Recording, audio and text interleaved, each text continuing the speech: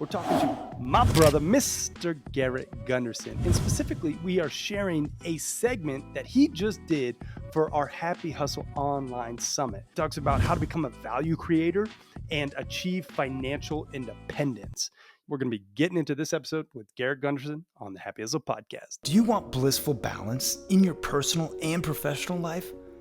Great. What's up, guys? My name is Kerry Jack, and I want to help you happy hustle a life you love, one full of passion, purpose, and positive impact. I'm a lifestyle entrepreneur, a professional model / actor, a digital marketing specialist, a podcast host, author, a biohacker, an eco-warrior, a martial artist, a hippie cowboy, and a humanitarian. My goal is to educate, inspire, and entertain you to live a life of passion, purpose, and positive impact. It is time to happy hustle your dream reality. Yee-yee! Garrett, brother, you are a happy hustler. You're a father. You're a husband. You are an amazing friend and a brother of mine. I'm just so grateful for you. We've shared many a times, giggles together in the Montana wilderness as well as in your home in Utah. And I'm just grateful for you, man. You just get so vulnerable out there. You know what I'm saying? You're just so vulnerable. That's an inside joke for everyone. However, we're not going to get into it because it's very inside. Nonetheless, Garrett, the floor is yours. We're talking abundance financially, and I'm grateful for you, man. So have at it. I went to the Montana Mastermind, and it's like, man, this is a big commitment of time. I'm in the middle of launching a book, and Carrie's like, get over it, get there. And I did, and I certainly was happy that I did. Just what you curate, the conditions that you build. And on the very first night, we're hanging out right by the river, and you're like, hey, I want you to rank yourself on all these things. And then it was selfless service. And I was like, I'm like a 0, dude. I'm too selfish. And so you're like, I don't know that that's true. And I was like examining it over the last, 6, 7, 8 months since I was out there with you. And like, I look all around my office, I have surrender and serve, surrender divine will and serve. And I'm trying to really like make that flip of service to say, how can I just show up as the biggest value creator in any given moment? Freely give of my relationships, freely give of the best of who I am in a moment, whether someone's paid or not, just because I'm right there across from them. So I want to thank you for that challenge and for how you show up that way. And then I had you out to my house. I even served you some of my, elk backstrap, which is, Yes. As a Montana boy, that's gold. That's the gold of food. And it's just because I think highly of you. And my wife was like, dude, he's got the best energy. And I think it's just because you guys share the same name. Cary, she's Carrie, but like she was just like, you could spend any time you want with that guy right there. I love it. So just want to like acknowledge the Montana Mastermind and Thank you. like, look, this dude is putting together the hardest work for making money. Like there's nothing harder than the Montana. Like maybe my dad was a coal miner. That might be a little bit harder than what he does at the Montana Mastermind, packing everything up there, organizing all the logistics and creating a condition where people open up and share and, and get value, learn a bunch of skills, like, walk around with bear spray when you go take a shit. I mean, there's crap. So like, there's some things like that you also learn to conquer some fears and things like that. So Christian says you bring that good energy, and you definitely do. So look, I got a lot to cover, but I had to acknowledge my brother. Thank you, bro. Thank you. I even moved my workout to be here today got up earlier, like whatever it takes, man, Thank you, man. I appreciate it. So look, there's a framework out there that's built upon scarcity. And this scarcity framework is what most people are doing to one-dimensionally pigeonhole themselves into financial limitation. I'm going to say it again. They pigeonhole themselves into financial limitation, not because they don't care, but because they've bought a bill of goods that's not in their best interest. We've been playing a losing game in the world of money when we just put money in a retirement account, set it and forget it, and try to pay off a home. When people are that one-dimensional, no mortgage, that's great. Not having a mortgage, I'm not knocking that. It's just that it's not enough. And then when we put all of our eggs in this basket called retirement, relying far too much on a stock market, relying far too much on a lack of cash flow, having no accountability, riddled with fees, tons of volatility that we just accept. And then we're sold that we have to wait for 30 years to finally enjoy life when we've lost so many of these great years that we could have enjoyed along the way. I want to challenge that paradigm and say, what if you could enjoy and love your life today and still prepare for the future? Wouldn't that be better? But we've been indoctrinated to think it's an either or scarcity world. Either we prepare for the future or we enjoy today. And that juxtaposition leaves us in a turmoil throughout our entire life, riddled with guilt and shame when it comes to money. People feel like they should be further ahead. They feel like they should have more stuff, yet at the same time, that stuff costs them their retirement. If they don't have enough for retirement, they're embarrassed. They think their net worth should be bigger, but nobody even knows what their net worth is. So people are out there pretending on social media they have a bigger net worth than they do, creating all this, jealousy out there in the world. Like, let's forget about that system for a minute. Let's challenge that thinking. And first off, realize that wealth is built through our conversations. And when we have conversations where we believe money is complicated, when we believe money is scarce, when we believe that wealth is a game of luck and favor and birthright or marriage, then what we do is we sacrifice the best of who we are. You are a value creator. A happy hustler is a value creator. They're searching for how they can serve people, how they could solve problems without destroying their lives. If you are seemingly successful but unhappy, you've lost the game. You're not in the happy hustle. You're in the hustle, grind, and work at the expense of your family, at the expense of your life, at the expense of your health. And what happens in that trade time for money, overfund a retirement and underfund the investment in ourselves, we lose. When you can embrace being a value creator, this is the game.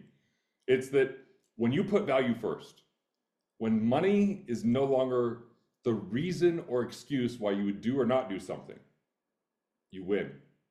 You're free. When money's a consideration, not the consideration, you're going to unlock yourself as your greatest asset.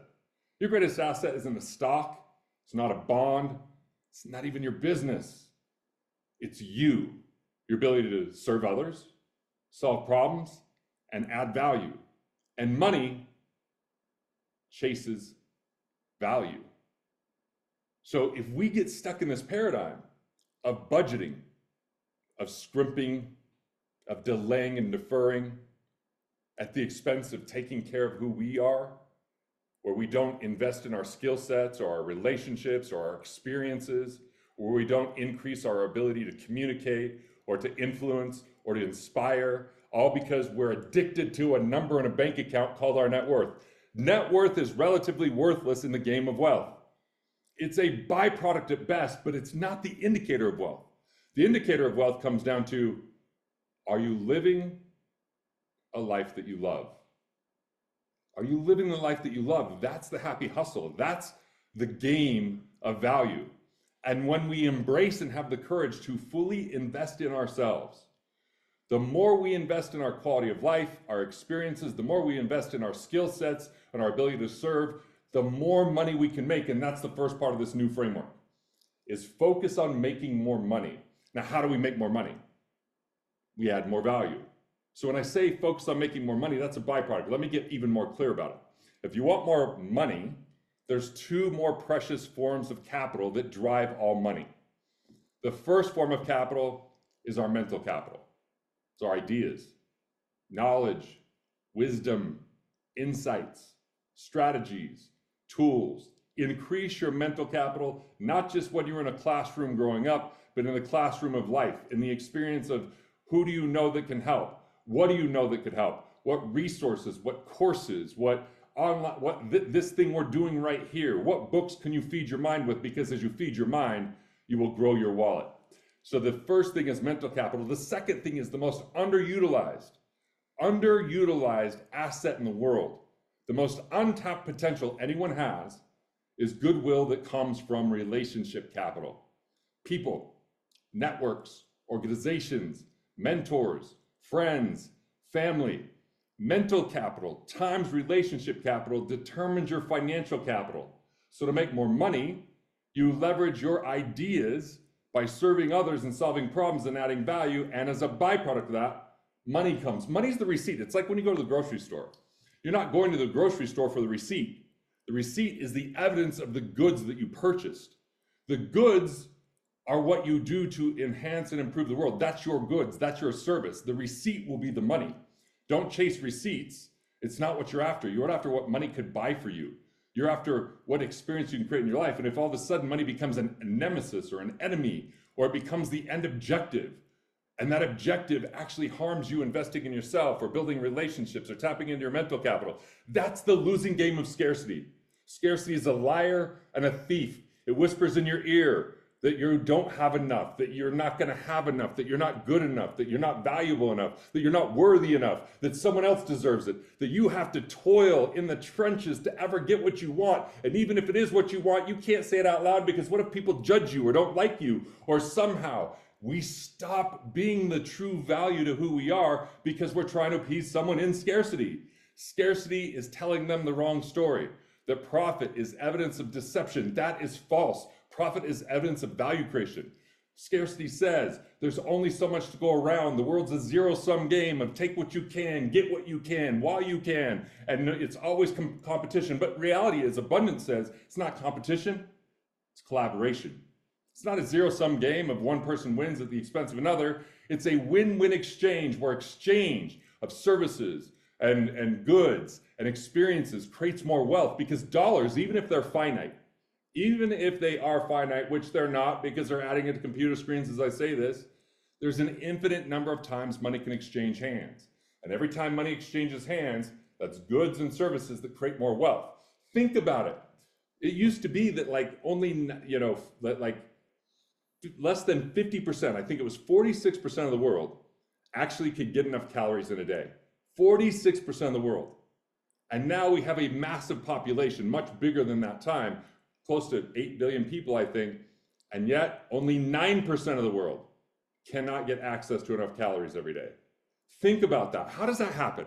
It happens because once an idea materializes, like we could go on the internet right now and find books like Think and Grow Rich and The Richest Man in Babylon and get them for free. They're just public domain. That used to be something people had to pay for, and now it's just given as a gift to the world. We have architectural blueprints that anyone can utilize and build a home on for free because some architect created it decades ago and it's still valuable today. So we've learned all these lessons, and those lessons continue to create experiences where we become more and more wealthy. And yes, we still have a long way to go. Yes, there are still people in poverty. Yes, there are still people struggling paycheck to paycheck, and 2/3 of our population in the United States alone doesn't have access to $1,000 in the next 24 hours. We've got a long way to go, but we've come a long way. And in the old words of the old philosophers that were wrong, like Thomas Malthus, who was a guy that was supposed to be an economic genius, he said we would run out of food in the 1700s. He said there's only so many buffalo. Did this guy, as a genius, not understand that buffalo can have sex and reproduce? Like, what is he thinking? Like, yes, we can overdo it and eat too much or kill a population. But with stewardship, we can have a population thrive and grow and still have plenty because of innovation and ingenuity. That's the world of abundance, innovation and ingenuity. Abundance equals innovation and ingenuity. Exchange creates wealth. These are the factors that matter. So the first thing I'm saying here is, number one, grow your income, expand your means, invest in yourself. Put $1 into something that more than $1 comes back because you can add more value. Don't budget that. Only budget lifestyle expenses. Pay cash for those. Don't budget productive expenses. The gurus that tell you that budgeting is your road to wealth, here I'm here to say, no one shrinks their way to wealth. Wealth is a game of production more than it is reduction. How can you produce? So number one, grow your income. Number two, keep more of what you make. Keep more of what you make, not by cutting back, but by being efficient, by plugging financial leaks, by boosting your bottom line. There's 4 I's to efficiency. So for those of you outside the United States, I use 4 I's. It's really 3 I's, but in the US, it's 4 I's and it sounds better. So the first I is the IRS. If you're in Canada, the Canada Revenue System, whatever your other, tax things are across the country, in other countries. But the IRS, stop tipping the government. Most people tip the government. Like, it's great to tip a waiter. It's great to tip an Uber driver, but why tip someone who ate 37.5% of your meal and peed in your soup? Don't do that. That's the government.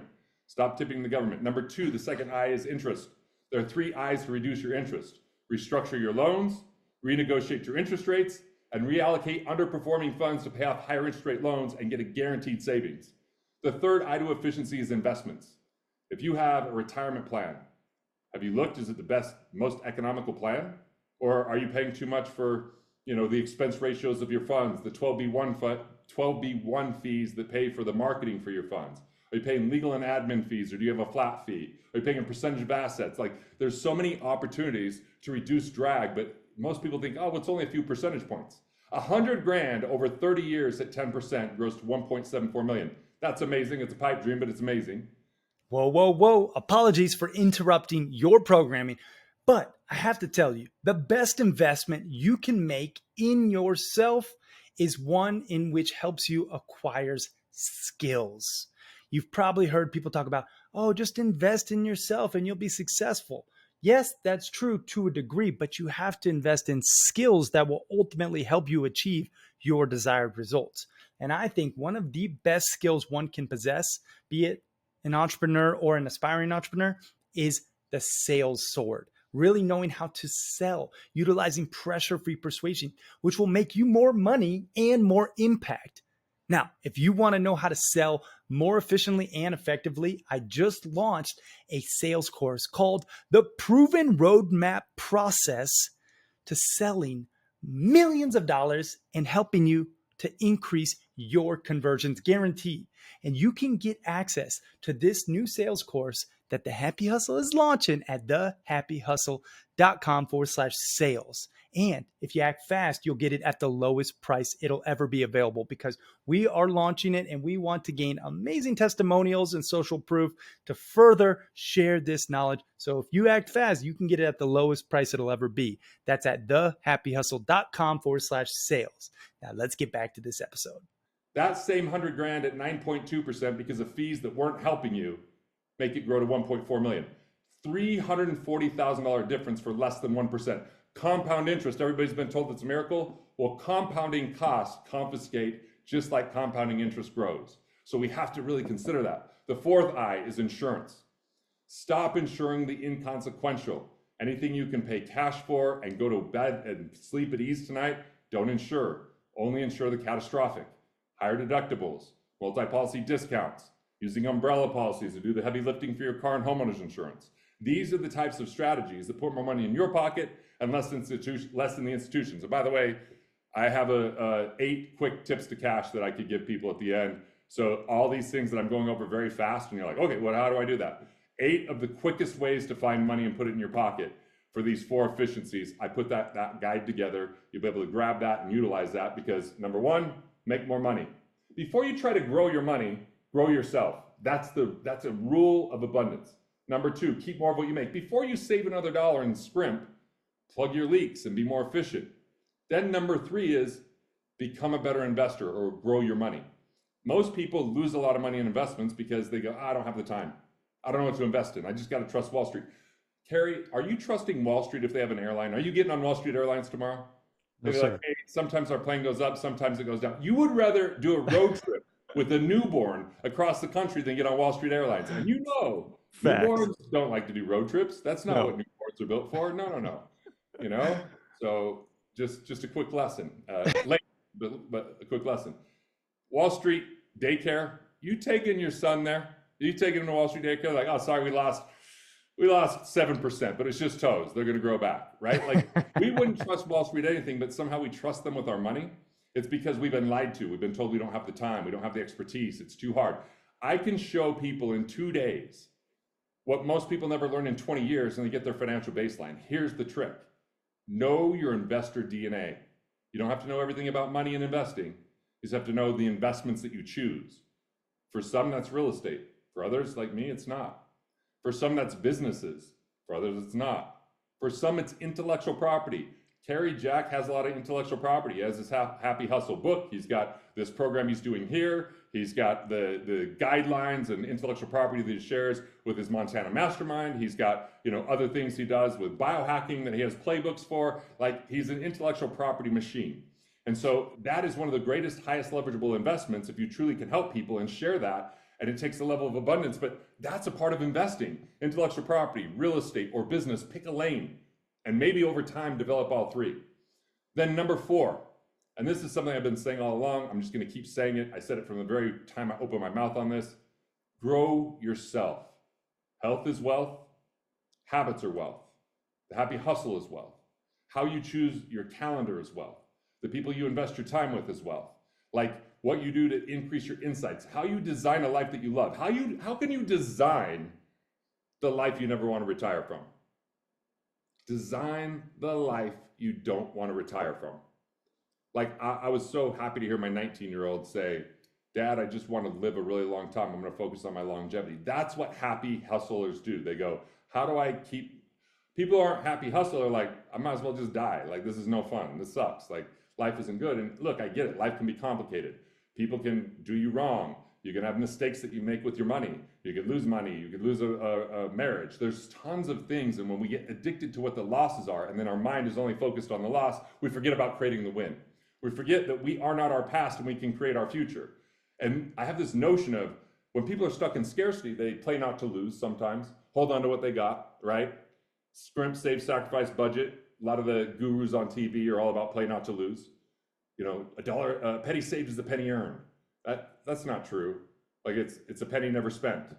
And great. So you too could become a miserable, broke millionaire if you save every dollar you ever spent and everybody waits for you to die so they could finally have a good time. That's not where you want to be. That's who I was early on in my life. I was a miser. I grew up where we put cash in coffee cans. My great-grandfather had to leave his wife, who was pregnant, until he could get enough money to get her over to America. He met his daughter at 7. My grandfathers, both of them were coal miners. My dad was a coal miner. Mines go on strike. It's a very volatile business. You're worried about black lung and death, and it's not really good work. But they did what it took to make ends meet. But that making ends meet led them to play not to lose. You don't know when the strike's going to happen. You don't know when the mine's going to shut down or there might be a fire or a collapse or any of that kind of stuff. And so that creates scarcity. The other people, though, and these are the people that are in the hustle and that don't have the happy. These are the play to win people. Always about the future, never about the present, always on the treadmill. I'll outwork you, I'll outdo it. They lose their family, they lose their health, they lose everything because it's all about more at the expense of their life. Both of those are forms of scarcity. We honor and uplift and give awards to the play to win people more than we do the play not to lose, but neither of them win because they never are present. Here's the thing, I want you to learn to adopt a philosophy of win, then play. Win first, then play. That means you create an exciting and compelling future. An exciting and compelling future without compromising or sacrificing today. With win, then play, it begins with awareness by acknowledging the pain, the stress, and sacrifice and scarcity. And you create a new game. Instead of scrimping, saving, sacrificing, and budgeting your life away, you do the second thing I said. You plug your financial leaks and keep more of what you make. You profit from your ideas up front by generating revenue before ever investing without borrowing a cent. That's a win then play mentality. You look at ways that you can design a life that you love, enjoy the process along the way, and then you've already won. It's not about what you get to or the outcomes, it's about you love the process. The win is in the work. This is the life of abundance. This is the happy hustle. So make more money, first and foremost, invest in yourself. Number 2, I want to make sure, and I just got some fist bumps. I got some fist pumps, not bumps, because I'm clear over here, but no, there's the bump. All right, so number 2, keep more of what you make. Number 3, then learn to grow your money using your investor DNA. Number 4, grow yourself. When you grow yourself, you have more energy, you have more zeal, you have more excitement for life. You have more people want to be around you. They want to contribute to you. You're showing up the best version. And everybody has this underneath. It's just, can they get rid of all the scarcity muck that clouds their eyes? Can they get through the clouds to see where the peak is? I mean, that's the question, but enjoying the process. So instead of retirement being your goal, what if financial independence replaced that goal of retirement? Financial independence is when you have enough recurring revenue from your assets to cover your expenses.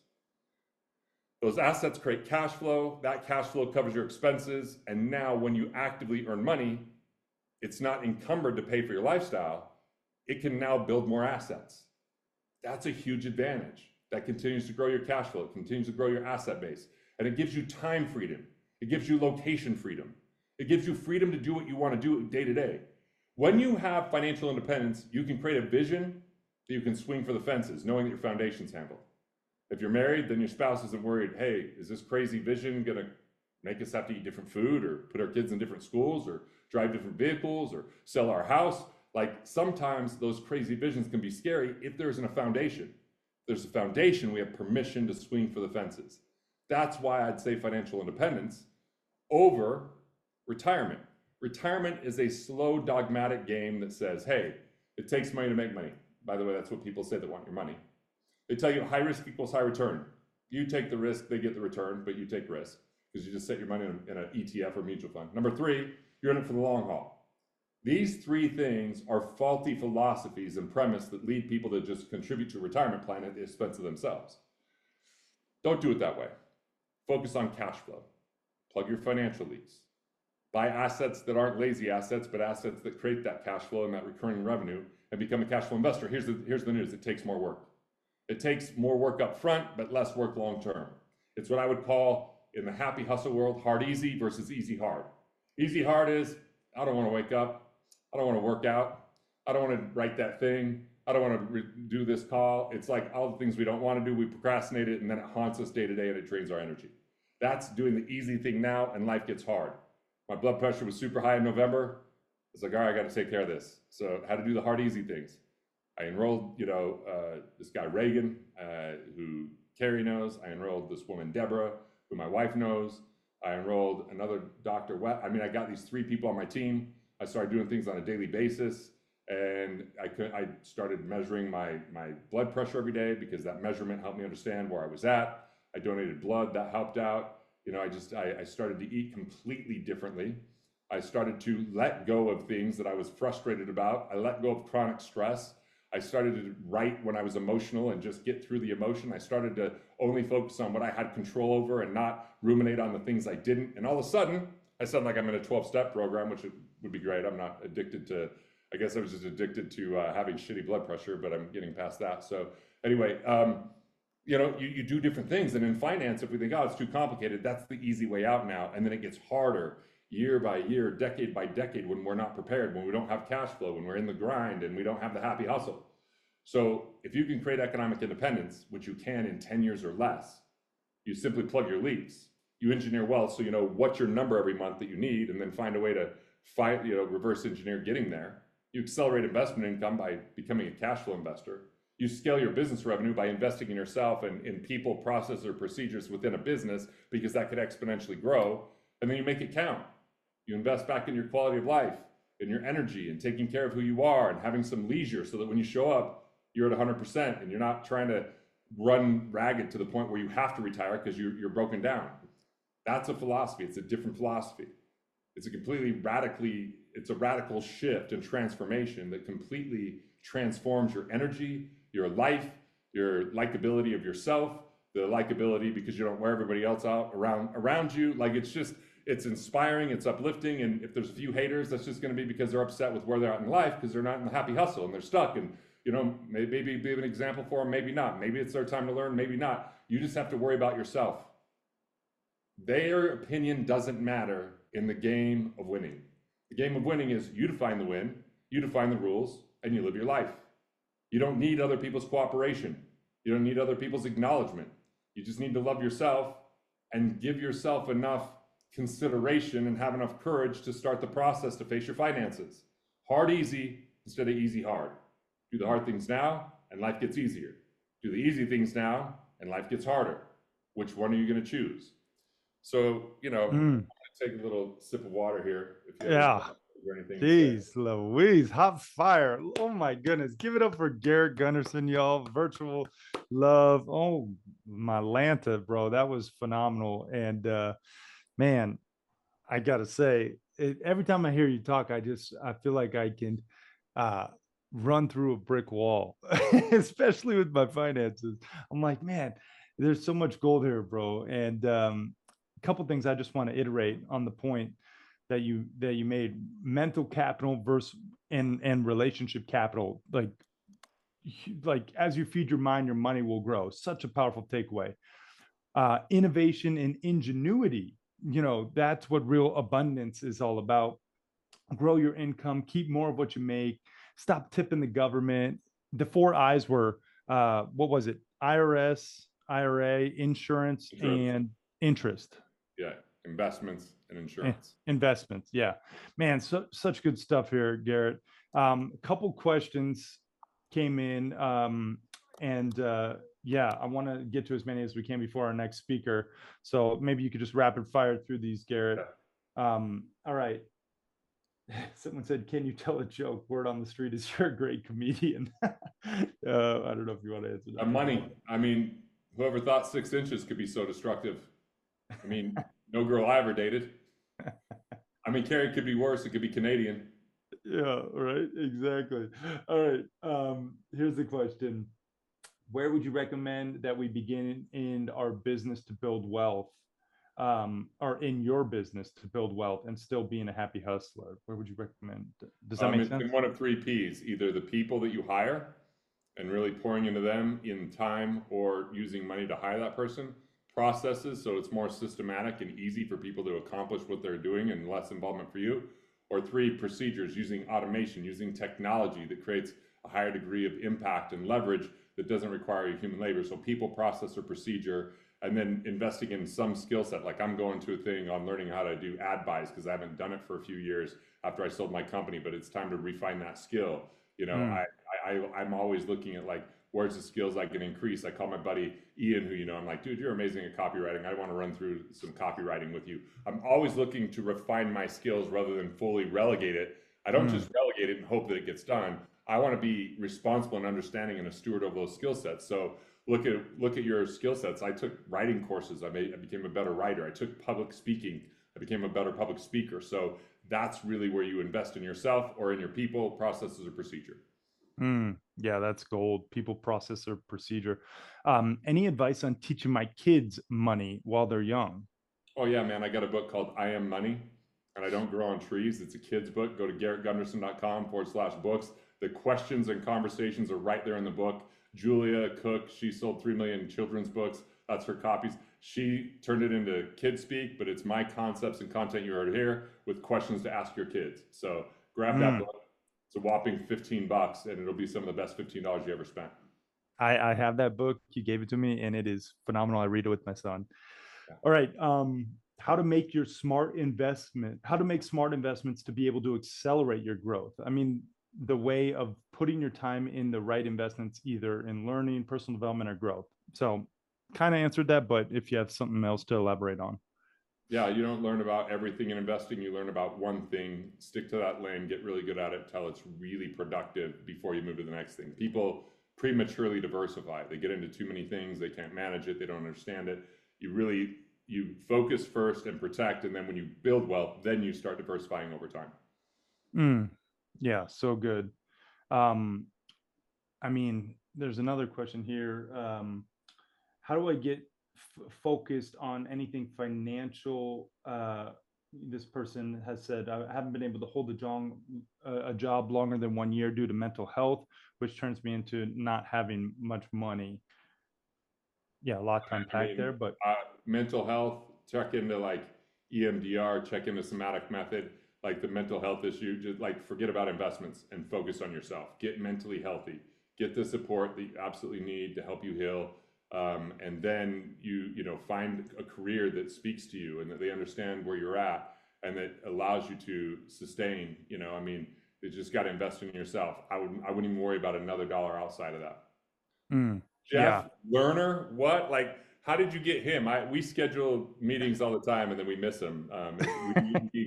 We consistently want to hang out. Jeff, you better put on your calendar. I'm in your neighborhood, August 6th and 7th. You better be in St. George and we're hanging out. That's the bottom line. Let's go.